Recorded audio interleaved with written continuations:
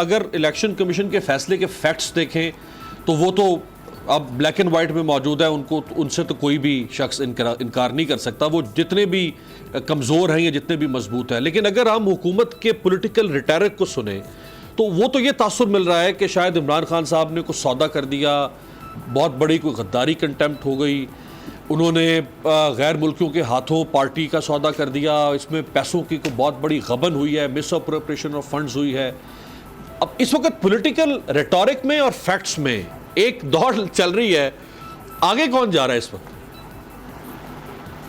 دیکھیں، آگے کون جا رہا ہے یا پیچھے کون رہ گیا ہے یہ ایک الگ بحث ہے، لیکن اتنا تو واضح ہے کہ جو الیکشن کمیشن کا فیصلہ آیا ہے اس میں جو فیکٹس پاکستان تحریک انصاف کے یا عمران خان کے خلاف ہیں وہ بالکل اظہر من الشمس ہے۔ اس میں کوئی چیز ایسی نہیں ہے جس کو ہم کہیں کہ نہیں جی یہ تو غلط ہے، نہیں جی یہ تو ایسا ہوا تھا۔ ابھی پاکستان تحریک انصاف جو چند لوگوں کے وہ انڈیویجولز ہیں جن کی ویڈیو سامنے آ رہی ہیں، ایک خاتون ہیں، 2-3 لوگ اور ہیں، ان کی ویڈیو سامنے لائی گئی ہیں کہ دیکھیں جی یہ ہیں وہ فورن نیشنلز، یہ ہیں وہ فورن انڈیویجولز، یہ تو اوورسیز پاکستانیز ہے۔ پھر ایک بیانیہ بنانے کی کوشش کی جا رہی ہے کہ جی یہ تو اوورسیز پاکستانیز کی فنڈنگ ہے، تو اوورسیز پاکستانیز کی فنڈنگ کو اگر آپ فورن فنڈنگ کہیں گے، چیزوں کو مکس اپ کرنے کی کوشش کی جا رہی ہے۔ 2-3 چیزیں بطور صحافی میرا فرض ہے کہ میں آپ کے پروگرام کے ذریعے آپ کے دیکھنے والے لاکھوں کروڑوں ہیں ماشاءاللہ، آپ کے چاہنے کلیئر ہونے چاہیے۔ اس میں سے آپ فیصلہ کیا کرتے ہیں وہ عوام پہ چھوڑ دیں، وہ لیگل مائنڈز پہ چھوڑ دیں، اور عوام بڑی سمجھدار ہے اس وقت، وہ جان جاتی ہے کہ جی کہاں پر کیا چیز کس طرح سے ہے۔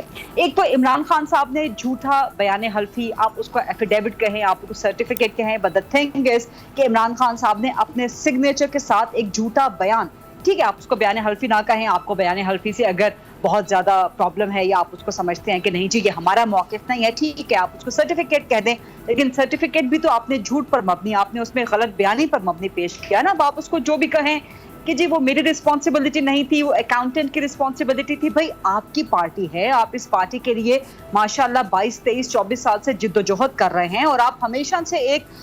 شفافیت کا، ایک صفائی کا، آپ ہمیشہ سے ایک جو کہتے ہیں نا کرسٹل کلیئر ہونے سے سب چیزیں، آپ اس کا ایک بیانیہ لے کے چل رہے ہیں، تو یہ پاسبل نہیں ہے کہ آپ اس ملک میں